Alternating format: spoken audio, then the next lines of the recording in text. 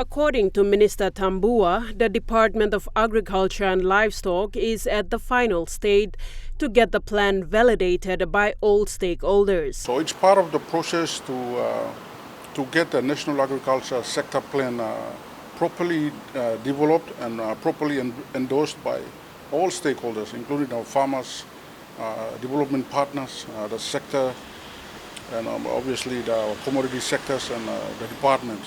Minister Tambua reiterated that the formulation of this plan now sets a stage for the agriculture sector in the country and elaborated on the importance of having the plan.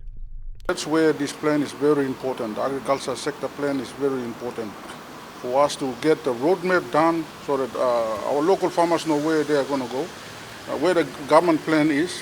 Then how does the government expect to tackle the challenge that we are facing? We are facing a decline in our export sector, increase in all the other agricultural products.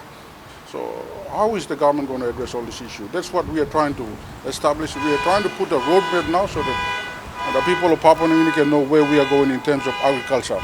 Minister Tambua alluded that the medium-term development plan by the government in place for the next 5 years stands at about 1.3 billion kina in agriculture and highlighted that the plan is aligned with the medium-term development plan. So that our National Agriculture Sector Plan is aligned with MTD 4.3. So if you really look at it, that's about 600 million per year for agriculture alone. For the next 5 years.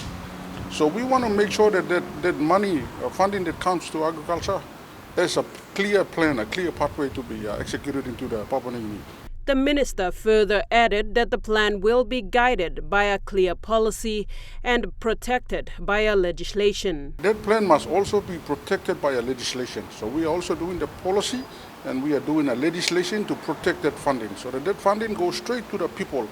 And it's not misused in Waigani or it's not misused along the way.